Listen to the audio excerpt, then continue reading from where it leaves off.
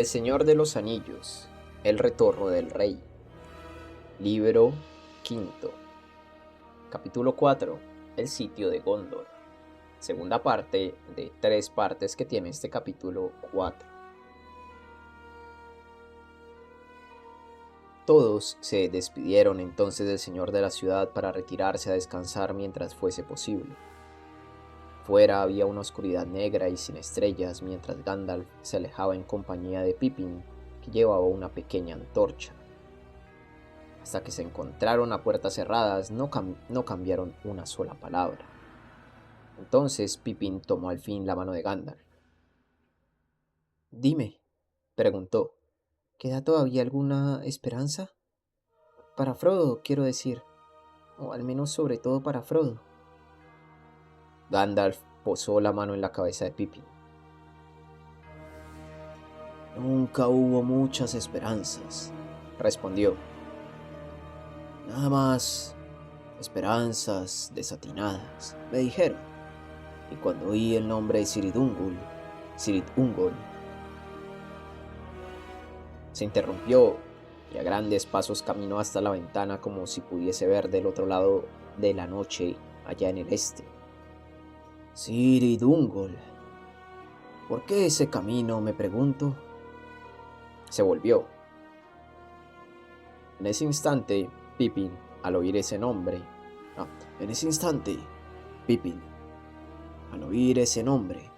mi corazón estuvo a punto de desfallecer. Y a pesar de todo, Pippin, creo de verdad que en las noticias que trajo Faramir hay alguna esperanza, pues es evidente que el enemigo se ha decidido al fin a declararnos la guerra y que ha dado el primer paso cuando Frodo aún estaba en libertad. De manera que por ahora, durante muchos días, apuntará la mirada aquí y allá, siempre fuera de su propio territorio. Apuntará la mirada aquí y allá, siempre fuera de su propio territorio. Y sin embargo, Pippin, siento desde lejos la prisa y el miedo que lo dominan. Ha empezado mucho antes de lo previsto. Algo tiene que haberlo impulsado a actuar enseguida. Permaneció un momento pensativo. Quizá, murmuró, quizá también tu insensatez ayudó de algún modo. Veamos, hace unos 5 días habrá descubierto que derrotamos a Saruman y que nos apoderamos de la piedra. Sí, pero entonces, ¿qué? No podíamos utilizarla para un fin preciso sin que él lo supiera. Ah, podría ser. Aragorn se le acerca la hora. Y es fuerte e inflexible por dentro, Pippin. Temerario y resuelto, capaz de tomar por sí mismo decisiones heroicas y de correr grandes riesgos si es necesario. Podría ser. Sí, quizás Aragorn haya utilizado la piedra y se haya mostrado al enemigo, desafiándolo justamente con este propósito. ¿Quién sabe? De todos modos, no conoceremos la respuesta hasta que lleguen los jinetes de Rohan, siempre y cuando no lleguen demasiado tarde. Nos esperan días infaustos. A dormir mientras sea posible. Pero, dijo Pippin. ¿Pero qué? Dijo Gandalf. Esta noche te concedo un solo pero. Gollum, dijo Pippin. ¿Cómo se entiende que estuvieran viajando con él y que hasta lo siguieran? Y me di cuenta de que a Faramir no le gustaba más que a ti el lugar a donde los conducía. ¿Qué pasa?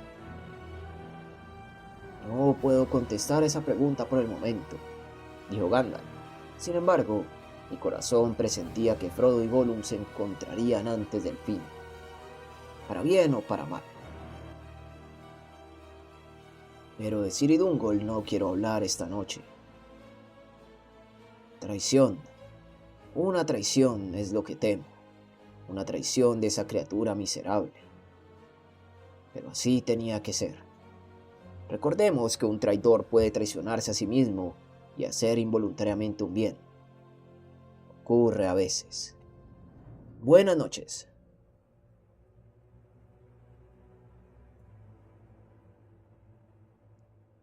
El día siguiente llegó con una mañana semejante a un crepúsculo pardo, y los corazones de los hombres, reconfortados por el regreso de Faramir, se hundieron otra vez en un profundo desaliento. Las sombras aladas no volvieron a verse en todo el día, pero de vez en cuando, alto sobre la ciudad, se oía un grito lejano, que por un momento paralizaba de terror a muchos de los hombres, y los más pusilánimes se estremecían y sollozaban. Y ahora Faramir había vuelto a ausentarse. No le dan ningún sosiego, murmuraban algunos. El señor es demasiado duro con su hijo, y ahora tiene que cumplir los deberes de dos, suyos propios y los del hermano que no volverá. Y miraban sin cesar hacia el norte y preguntaban, ¿dónde están los jinetes de Rohan? En verdad no era Faramir quien había decidido partir de nuevo, pero el señor de la ciudad presidía el consejo, y ese día no estaba de humor como para prestar oídos al parecer de otros. El consejo había sido convocado a primera hora de la mañana, y todos los capitanes habían opinado que en vista del grave peligro que los amenazaba en el sur, la fuerza de Gondor era demasiado débil para intentar cualquier acción de guerra, a menos que por ventura llegasen aún los jinetes de Rohan. Mientras tanto, no podían hacer nada más que guarnecer los muros y esperar. Sin embargo, dijo Denethor, no convendría abandonar a la ligera las defensas exteriores. El Rama Secor, edificado con tanto esfuerzo, y el enemigo tendrá que pagar caro el cruce del río. No podrá atacar la ciudad ni por el norte de Cairandros a causa de los pantanos, ni por el sur en las cercanías de Levenin, pues allí el río es muy ancho y necesitaría muchas embarcaciones. Es en Osgiliath donde descargará el golpe, como ya lo hizo una vez cuando Boromir le cerró el paso. Aquello no fue más que una intentona, dijo Faramir. Hoy quizá pudiéramos hacerle pagar al enemigo 10 veces nuestras pérdidas, y sin embargo, ser nosotros los perjudicados, pues a él no le importaría perder todo un ejército, pero nosotros no podemos permitirnos la pérdida de una sola compañía, y la retirada de las que enviemos lejos sería peligrosa en caso de una irrupción violenta. ¿Y Cairandros? Dijo el príncipe. También Cairandros tendrá que resistir si vamos a defender Osgiliath. No olvidemos el peligro que nos amenaza desde la izquierda. Los Rohirrim pueden venir o no venir, pero Faramir nos ha hablado de una fuerza formidable que avanza resueltamente hacia la Puerta Negra. De ella podrían desmembrarse varios ejércitos y atacar desde distintos frentes. Mucho hay que arriesgar en la guerra, dijo Denethor. Cairandros está guarnecida, y no puedo enviar tan lejos ni un hombre más. Pero el río y el Pelennor no los cederé sin combatir. Si hay aquí un capitán que aún tenga el coraje suficiente para ejecutar la voluntad de su superior. Entonces todos guardaron silencio hasta que al cabo habló Faramir. No me opongo a vuestra voluntad, señor, puesto que habéis sido despojado de Boromir. Iré yo y haré lo que pueda en su lugar. Si me lo ordenáis. Te lo ordeno, dijo Denethor. Adiós entonces, dijo Faramir. Pero si yo volviera un día, tened mejor opinión de mí. Eso dependerá de cómo regreses, dijo Denethor. Fue Gandalf el último en hablar con Faramir antes de que partiera para el este. No sacrifiques tu vida ni por temeridad ni por amargura, le dijo. Serás necesario aquí, para cosas distintas de la guerra. Tu padre te ama, Faramir, y lo recordará antes del fin. Adiós. Así pues, el señor Faramir había vuelto a marcharse, llevando consigo todos los voluntarios que quisieron acompañarlo o de quienes se podía prescindir. Desde lo alto de los muros algunos escudriñaban a través de la oscuridad la ciudad en ruinas y se preguntaban qué estaría aconteciendo allí, pues nada era visible. Y otros, como siempre, oteaban el norte y contaban las leguas que los separaban de Théoden en Rohan. ¿Vendrá? ¿Recordará nuestra antigua alianza? Decían. Sí, vendrá, decía Gandalf, aunque llegue demasiado tarde. Pero reflexionad, en el mejor de los casos, la flecha roja no puede haberle llegado hace más de 2 días, y las leguas son largas desde Edoras. Era nuevamente de noche cuando recibieron por fin otras noticias. Un hombre llegó al galope desde los vados, diciendo que un ejército había salido de Minas Morgul y que ya se acercaba a Osgiliath, y que se le habían unido regimientos del sur, los Haradrim altos y crueles. Y nos hemos enterado, prosiguió el mensajero, de que el Capitán Negro conduce una vez más las tropas y de que el terror se extiende delante de él y que ya ha cruzado el río. Con estas palabras de mal augurio concluyó el tercer día, desde la llegada de Pippin a Minas Tirith. Pocos se retiraron a descansar esa noche, pues ya nadie esperaba que ni siquiera Faramir pudiese defender por mucho tiempo los vados. El día siguiente, aunque la sombra había dejado de crecer, pesaba aún más sobre los corazones de los hombres, y el miedo empezó a dominarlos. No tardaron en llegar otras malas noticias.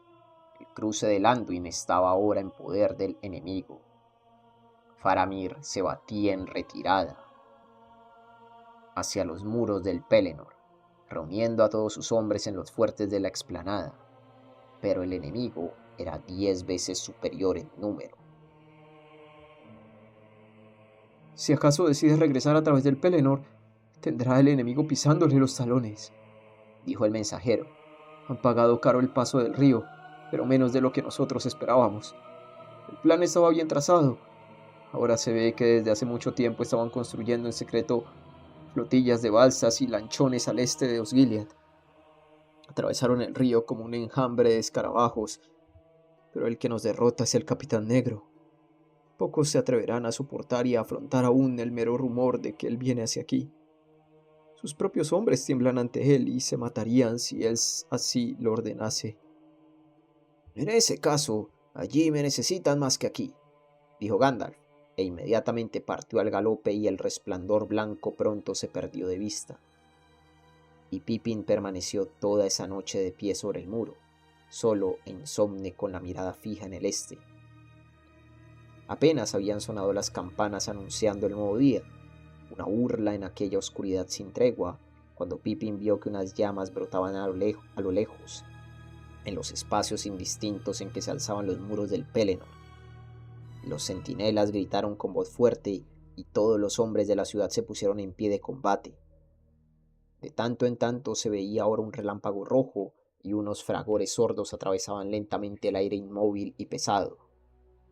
¡Han tomado el muro!, gritaron los hombres. ¡Están abriendo las brechas! ¡Ya vienen! ¿Dónde está Faramir?, preguntó Eragon, aterrorizado. No me digáis que ha caído. Fue Gandalf quien trajo las primeras noticias. Llegó a media mañana con un puñado de jinetes, escoltando una fila de carretas. Estaban cargadas de heridos, todos aquellos que habían podido salvarse del desastre de los fuertes de la explanada. Enseguida se presentó ante Denethor. El señor de la ciudad se encontraba ahora en una cámara alta sobre el salón de la Torre Blanca con Pippin a su lado, y se asomaba a las ventanas oscuras abiertas al norte, al sur y al este, como si quisiera hundir los ojos negros en las sombras del destino que ahora lo cercaban. Miraba sobre todo hacia el norte, y por momentos se detenía a escuchar, como si en virtud de alguna antigua magia alcanzase a oír el trueno de los cascos en las llanuras distantes. ¿Ha vuelto Faramir?, preguntó. No, dijo Gandalf, pero estaba todavía con vida cuando lo dejé. Sin embargo, parecía decidido a quedarse con la retaguardia, pues teme que un repliegue a través del Pelennor pueda terminar en una fuga precipitada. Tal vez consiga mantener unidos a sus hombres el tiempo suficiente, aunque lo dudo. El enemigo es demasiado poderoso, pues ha venido uno que yo temía. No, ¿no el señor oscuro?, gritó Pippin aterrorizado, olvidando con quién estaba. Denethor rió amargamente. No, no, todavía no, maese Peregrine. No vendrá sino a triunfar sobre mí cuando todo esté perdido. Él utiliza otras armas.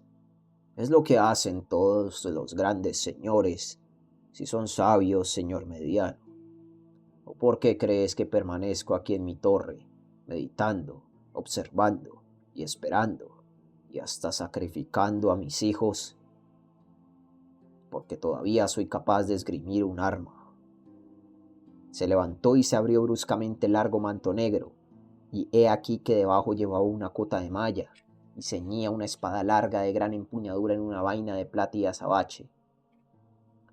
Así he caminado y así duermo ahora, desde hace muchos años, dijo, a fin de que la edad no me ablande y me amilane el cuerpo. Sin embargo, ahora, el señor de Barad-dûr, el más feroz de los capitanes enemigos, se ha apoderado ya de los muros exteriores, dijo Gandalf, soberano de Angmar en tiempos pasados, hechicero, espectro, servidor del anillo, señor de los Nazgûl, lanza de terror en la mano de Sauron, sombra de desesperación. Entonces, Mitrandir, tuviste un enemigo digno de ti, dijo Denethor. En cuanto a mí, he sabido desde hace tiempo quién es el gran capitán de los ejércitos de la Torre Oscura. ¿Has regresado solo para decirme eso? ¿No será acaso que te retiraste al tropezar con alguien más poderoso que tú? Pippin tembló, temiendo que en Gandalf se encendiese una cólera súbita, pero el temor era infundado. Tal vez, respondió Gandalf serenamente, pero aún no ha llegado el momento de poner a prueba nuestras fuerzas. Y si las palabras pronunciadas en los días antiguos dicen la verdad, no será la mano de ningún hombre la que habrá de abatirlo, y el destino que le aguarda es aún ignorado por los sabios. Como quiera que sea, el capitán de la desesperación no se apresura todavía a adelantarse.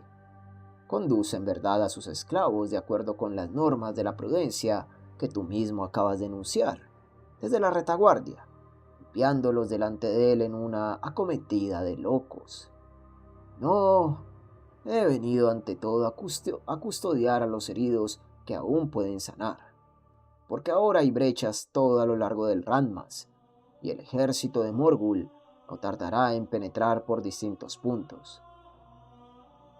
Dentro de poco habrá aquí una batalla campal. Es necesario preparar una salida, que sea de hombres montados. En ello se apoya nuestra breve esperanza, pues solo de una cosa no está bien provisto el enemigo.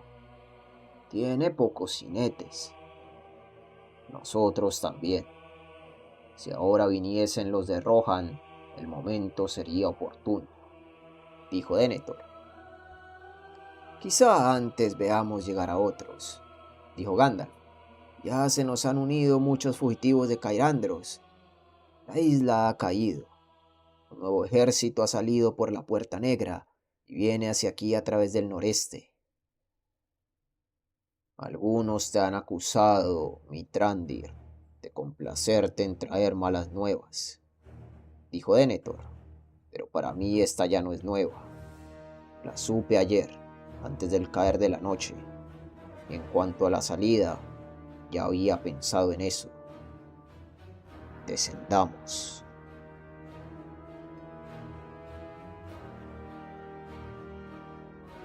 Pasaba el tiempo. Los vigías apostados en los muros vieron al fin la retirada de las compañías exteriores. Al principio iban llegando en grupos pequeños y dispersos, hombres extenuados y a menudo heridos que marchaban en desorden. Algunos corrían como escapando a una persecución. A lo lejos, en el este, vacilaban unos fuegos distantes que ahora parecían extenderse a través de la llanura. Ardían casas y graneros, De pronto, desde muchos puntos, empezaron a correr unos arroyos de llamas rojas que serpeaban en la sombra, y todos iban hacia la línea del camino ancho que llevaba desde la puerta hasta Osgiliath. El enemigo, Murmuraron los hombres. el dique ha cedido. Allí vienen como un torrente por las brechas y traen antorchas. ¿Dónde están los nuestros? Según la hora, la noche se acercaba, y la luz era tan mortecina que ni aun los hombres de buena vista de la ciudadela llegaban a distinguir lo que acontecía en los campos, excepto los incendios que se multiplicaban y los ríos de fuego que crecían en longitud y rapidez. Por fin, a menos de una milla de la ciudad, apareció a la vista una columna más ordenada. Marchaba sin correr, en filas todavía unidas. Los vigías contuvieron el aliento. Faramir ha de venir con ellos, Dijeron. Él sabe dominar a los hombres y las bestias. Aún puede conseguirlo. Ahora la columna estaba apenas un cuarto de milla. Tras ellos, saliendo de la oscuridad, galopaba un grupo reducido de jinetes, todo cuanto quedaba de la retaguardia. Otra vez acorralados, se volvieron para enfrentar las líneas de fuego cada vez más próximas. De improviso hubo un tumulto de gritos feroces. Una horda de jinetes del enemigo se lanzó hacia adelante. Los arroyos de fuego se transformaron en torrentes rápidos.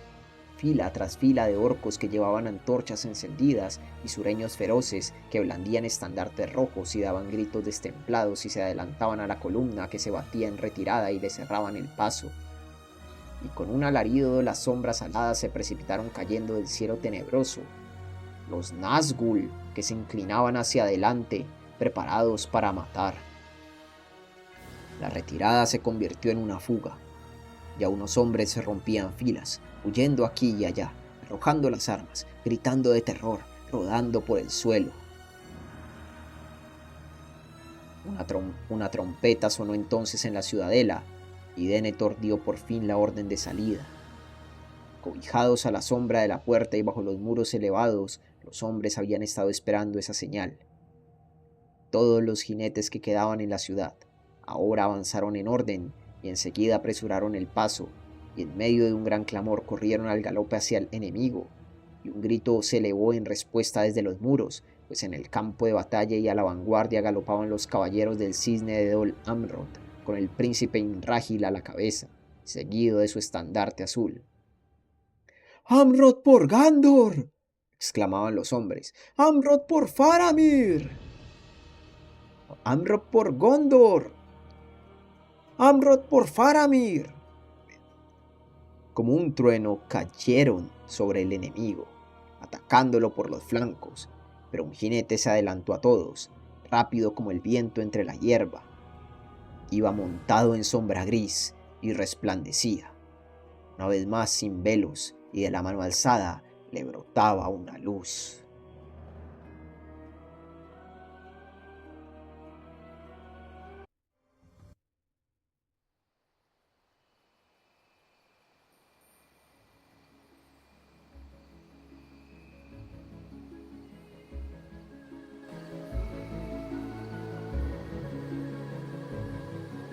Los Nazgûl chillaron y se alejaron rápidamente, pues no estaba todavía allí el capitán para desafiar el fuego blanco de este enemigo. Tomadas por sorpresa mientras corrían, las hordas de Morgul se desbandaron, dispersándose como chispas al viento. La columna que se batía en retirada dio media vuelta y se lanzó gritando contra el enemigo. Los perseguidos eran ahora perseguidores, la retirada era ahora un ataque. El campo de batalla quedó cubierto de orcos y hombres abatidos, y las antorchas, abandonadas en el suelo, crepitaban y se extinguían en acres humaredas, y la caballería continuó avanzando. Sin embargo, Denethor no les permitió ir muy lejos. Aunque habían hackeado al enemigo, por el momento obligándolo a replegarse, un torrente de refuerzos avanzaba ya desde el este. La trompeta sonó otra vez, la señal de la retirada. La caballería de Gondor se detuvo y detrás las compañías de campaña volvieron a formarse. Pronto regresaron marchando y entraron en la ciudad, pisando con orgullo, y con orgullo contemplaba a la gente y los saludaba dando gritos de alabanza, aunque todos estaban acongojados, pues las compañías habían sido diezmadas. Faramir había perdido un tercio de sus hombres. ¿Y dónde estaba Faramir? Fue el último en llegar. Ya todos sus hombres habían entrado. Ahora regresaban los caballeros del cisne, seguidos por el estandarte de Dol Amroth y el príncipe. Y en los brazos del príncipe, sobre la cruz del caballo, el cuerpo de un pariente. Faramir, hijo de Denethor, recogido en el campo de batalla. ¡Faramir! ¡Faramir! Gritaban los hombres y lloraban por las calles, pero Faramir no les respondía, y a lo largo del camino sinuoso lo llevaron a la ciudadela, a su padre. En el momento mismo en que los Nazgûl huían del ataque del Caballero Blanco, un dardo mortífero había alcanzado a Faramir, que tenía acorralado a un jinete, uno de los campeones de Harad. Faramir se había caído del caballo. Solo la carga de Dol Amroth había conseguido salvarlo de las espadas rojas de las tierras del sur, que sin duda lo habrían atravesado mientras yacía en el suelo. El príncipe Imrail llevó a Faramir a la Torre Blanca y dijo: Tu hijo ha regresado, señor, después de grandes hazañas. Y narró todo cuanto había visto. Pero Denethor se puso de pie y miró el rostro de Faramir. Y no dijo nada. Luego ordenó que preparasen un lecho en la estancia y que acostaran en él a Faramir y que se retirasen. Pero él subió a solas a la cámara secreta bajo la cúpula de la torre, y muchos de los que en ese momento alzaron la mirada vieron brillar una luz pálida que vaciló un instante detrás de las ventanas estrechas, y luego llameó y se apagó. Y cuando Denethor volvió a bajar, fue a la habitación donde había dejado a Faramir y se sentó a su lado en silencio, pero la cara del señor estaba gris y parecía más muerta que la de su hijo.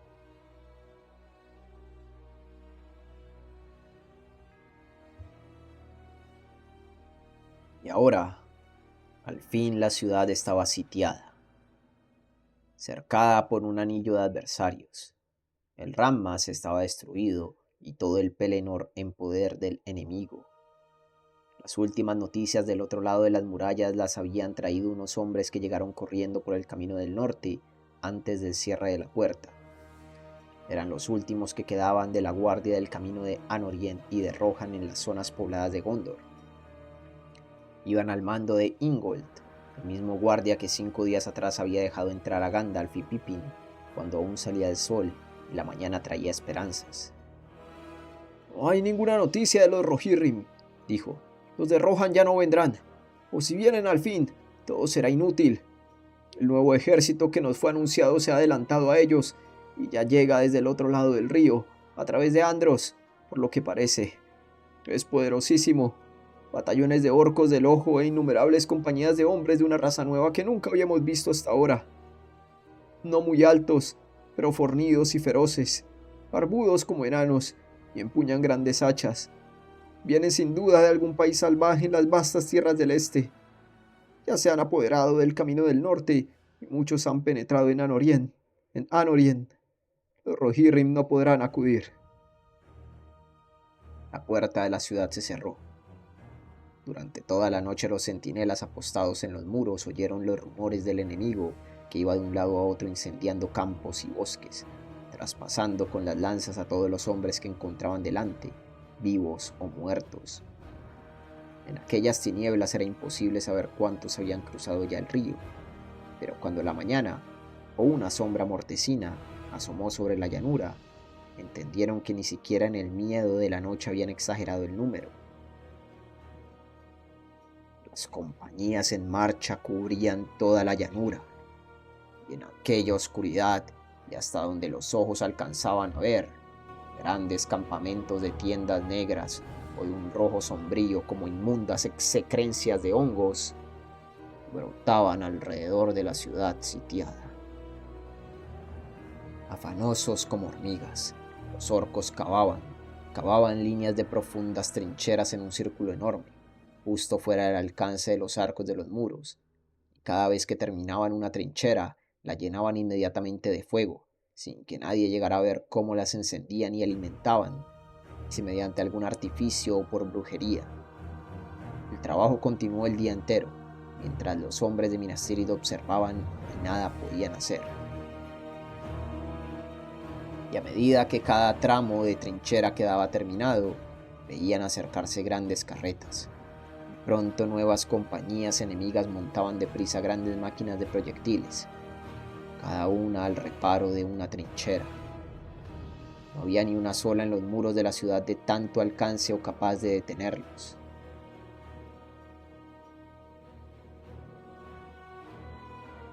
Al principio, los hombres se rieron, pues no les temían demasiado a tales artilugios. El muro principal de la ciudad, construido antes de la declinación en el exilio del poderío y las artes de Númenor, era extraordinariamente alto y de una solidez maravillosa, y la cara externa podía compararse a la de la torre de Orthanc, dura, sombría y lisa, invulnerable al fuego o al acero, indestructible, a menos que alguna convulsión desgarrase la tierra misma en que se elevaba. No, decían, ni si aunque viniera el sin nombre en persona, ni él podría entrar mientras nosotros estuviésemos con vida. Pero algunos replicaban: ¿mientras nosotros estuviésemos con vida? ¿Cuánto tiempo? Él tiene un arma que ha destruido muchas fortalezas inexpugnables desde que el mundo es mundo. El hambre, los caminos están cortados. Rohan no vendrá. Pero las máquinas no derrocharon proyectiles contra el muro indomable. No era un bandolero ni un cabecilla orco quien había planeado el ataque al peor enemigo del Señor de Mordor, sino una mente y un poder malignos. Tan pronto como las grandes catapultas estuvieron instaladas, con gran acompañamiento de alaridos y el chirrido de cuerdas y poleas, empezaron a arrojar proyectiles a una altura prodigiosa, de modo que pasaban por encima de las almenas e iban a caer con un ruido sordo dentro del primer círculo de la ciudad. Y muchos de esos proyectiles, en virtud de algún arte misterioso, estallaban en llamas cuando golpeaban el suelo.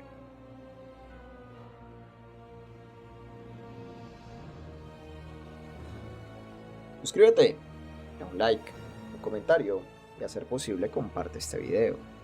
Me ayudaría mucho si te vuelves miembro del canal de YouTube y a ti te llegarían todos los videos de forma anticipada. Fin de esta parte 2. Y se viene. La parte 3 se viene durísima. El ejército de Mordor ha rodeado al completo a Gondor, a Minas Tirith.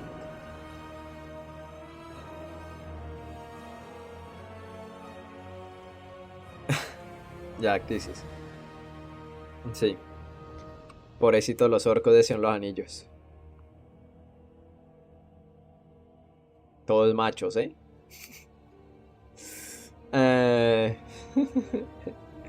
En fin, gente. Espero que hayan disfrutado la narración. Y veremos cómo continúa esta historia. Besos. Hasta la próxima.